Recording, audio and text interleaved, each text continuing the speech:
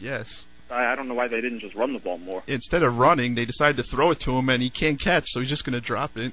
Especially on a very windy day. Yeah. Or a windy night at Giant Stadium. Any other comments on any other games? I don't have too much. I think that's all. All right, thanks for calling. So have a good winter break, guys. You too. Yeah, you too. All right.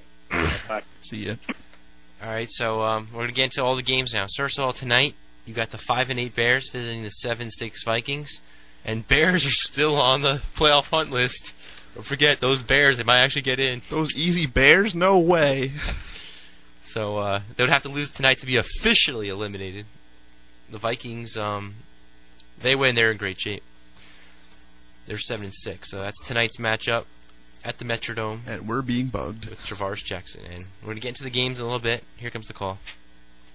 Don't forget Kyle Orton is starting, I think. Yeah, Kyle Orton's playing for the Bears. WRPR, you're on the air. How's it going? I'd like to talk a little bit about football today. Okay. Okay. I was actually at the Giant game last night. Yeah. I do like to give Eli some credit for his performance.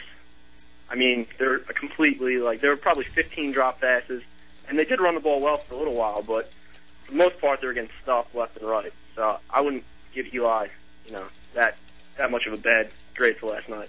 You know that team's overachieving. They were due for a letdown anyway. Exactly. And the elements were pretty bad. The wind was horrendous. It was freezing. Yeah. And there wasn't much they could do. They didn't really look like they showed up to play. And the Redskins, behind their new quarterback, didn't look too bad, actually. Yeah, he had some trouble, though. He didn't complete a pass until the second quarter, but... Exactly. Santana Moss really showed up. He played very well. Yeah, and Clinton Portis. Yes. And now, I'd like to talk about the Jet game. Yeah. I'm a big-time Jet fan. And, I was pretty happy with the Jets. I mean, if they had an offense, I think they could have pulled through. They made a couple big mistakes. Yeah, they played really well on defense. I mean, they really had a good shot. They didn't have the offense with them. I think the thing to look at here is, they don't have Jonathan Vilma. He's injured. Yeah. They don't have Justin Miller, who's a big returner and a receiver, and can play a little cornerback as well. And, I don't know, I wasn't really impressed with the Patriots. I mean, they're at home. The elements were bad again, but, they should be used to it. Exactly. And I do agree. I mean, McCarron didn't catch that ball.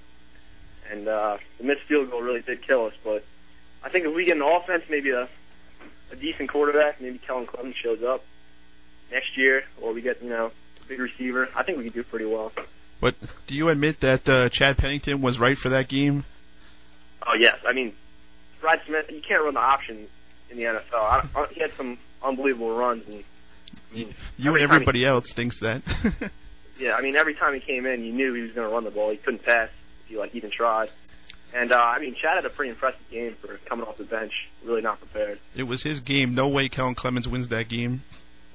I mean, Kellen has showed a couple, streaks of light in the past.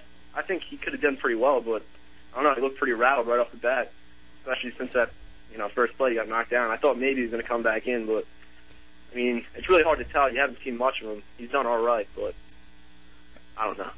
It's hard to tell if he would have came through in that game. I don't know. I mean, Chad came in, threw some accurate passes, gave the Jets a chance. They were driving for a while. If you put Kellen Clemens back in that game, you're basically throwing it away. No, exactly. I think Chad did pretty well. I thought he should have stayed in. I didn't think they should have came in with Brad Smith one drive where they kind of took him out of rhythm a little bit, and then the Patriots knew what to expect. Yeah, they're coming on third down. You know he's going to pass. They're trying to be way too tricky, and they don't have to be. Exactly. I mean, they just, they dug themselves into the ditch. A couple of mistakes here and there, you can't win the game. Missed field goal, and what do you think of Belichick? The way he acts at the end. Of course, because I win, I want to shake his hand. If Belichick lost, he just would have walked off like a baby. Exactly. It's unbelievable. So immature. I agree. If he would have lost that game, I don't see him walking over and shaking the hand. Cause I think that happened like a year or two ago. Yeah. It might have been last year when they won at the Patriots Stadium at Gillette, and he actually didn't shake his hand. Yeah, he's such a baby when they don't win. I agree.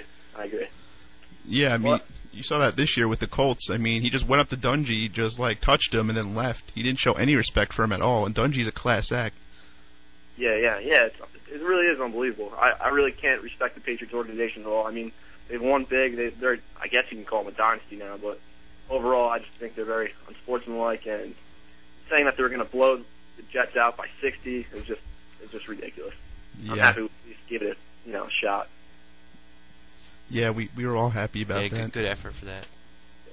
Now we just need That's all I really got. But now we just need somebody to injure Brady. exactly. Like I said before, if he gets injured, then we'll see what happens to the Patriots. Yeah, exactly. All right, thanks for your call. No problem. All right, bye. And ladies and gentlemen, that was the real scat here, not the fake scat who's been calling up a lot. This is the first time no, you revealed him. This is the first time the real scat called up in about 2 or 3 weeks. If the real scat's listening, then he'll know he's being, imitated. All right. All right, Sunday games, here we go. Washington at New York, and the Redskins win it 22-10. And Todd Collins, not a great day, but the conditions in that wind was tricky. He only completed 8 passes out of 25 for 166. The deep ball works well against the Giants, as you know. Clinton Portis did a good job rushing, and they didn't do much after that first drive in the third quarter when they went up 22-3. Yeah. Yeah. And we got to take a call. I'll get back into this. WRPR, you're on the air. Hey, that was an imposter. I'm the real Scat. You know the cause. What's up, Scat? Please, can we please go out on a date? I love you. Hang up. Come on. This is a bunch of nonsense. Let's hang up. Yeah, come on, Todd. Let's hear an answer. Please. No, get out of here. That was just a bunch of nonsense. That's what the show's all about, though. A bunch of nonsense. Anyway. It is about the nonsense. It gives some good ratings to the show. So it was 22-3 Skins, and they didn't do much on offense after that, but their defense stayed in strong. They held off the Giants. Jeremy Shockey gets injured in the game. I'm sure Giant fans are going to blame that as an excuse. They lost. Are you kidding me? I mean, that's not your whole team. Most of your team is your defense and Plaxico. So, the Giants lose. One other funny play in this game was on a Redskins punt, and the wind caused the ball to roll like an extra 20 or 30 yards. That's kind of funny, too. Yeah. So, Giants, I said before, they're overachieving. They were due for a loss. I told people it was coming. And it did happen. Skins 7-7, Giants 9-5. Giants could lose out and still get in the playoffs anyway. But you fans should be overconfident anymore. You'll be lucky at this point if you make it to the second round. I don't think you can beat the Buccaneers right now even. Even with this loss, the Giants are the most unimpressive 9-5 in NFL history. So the Giants lost. Automatic loss to the Pats in 2 weeks, and they're going to have a close one with the Bills next week. Got to wonder if the Bills are going to even try since they're out of the playoffs. Hopefully they do. I like to see the Giants lose their last 3. All right, Detroit at San Diego, and after that heartbreaking loss to the Cowboys last week, with 18 seconds left, the Lions, you knew they weren't going to show up. You knew they gave up, and that's exactly what happened. Chargers blow them out. It's 34-7 at the half, and Kitna throws 5 picks, just passing the ball all the time, trying to do something. And Chargers just LT going wild, blowing them out, 51-14. San Diego trying to get strong going into the playoffs, so it's going to be an interesting first round match. If they would play the Jaguars, but I don't think they're going to. I think the Steelers or Browns are going to move into that 4 seed. We'll see. Chargers 9-5. Lions falter to 6-8. Lions look like they're going to lose their last 8 in a row. I know they play the Packers still. I don't know who the other game's against, but definitely a struggling franchise, this Lions team. They're done. Eagles at the Cowboys, and I didn't expect an Eagles victory. They played pretty lousy, and they still came out on top. They were able to shut down Romo completely. He did basically nothing. They had no first downs until the second quarter, and no completions for a while.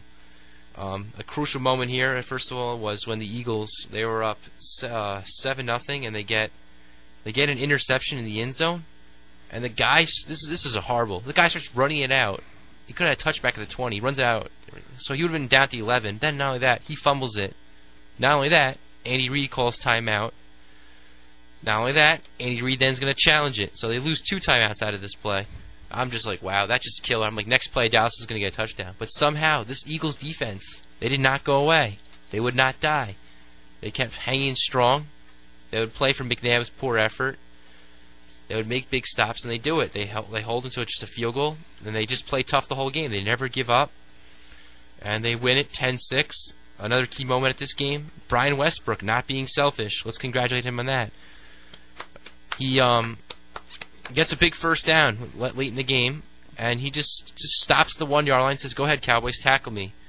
I want to win badly. I don't want to give you guys any chance of coming back. They get the touchdown, it would have been 17-6, and Dallas could have came back. Knowing the way the Eagles are, they might blow it. So very smart play. I don't even know if Andy Reid would agree with that play that he did. He was shocked more than anything. But it was just very intelligent. Eagles get their huge upset victory. I just want to talk a little about this game, as I mentioned before. I'm not taking away anything from Dallas. They're a great team. They kind of just a letdown game, nothing more. They're still gonna probably go to the Super Bowl. Maybe, I don't know. Makes it more interesting though with them than the Packers in the race. They're 12-2. They're a solid team. Eagles had a good game. I'll take this call. I'll get into it more.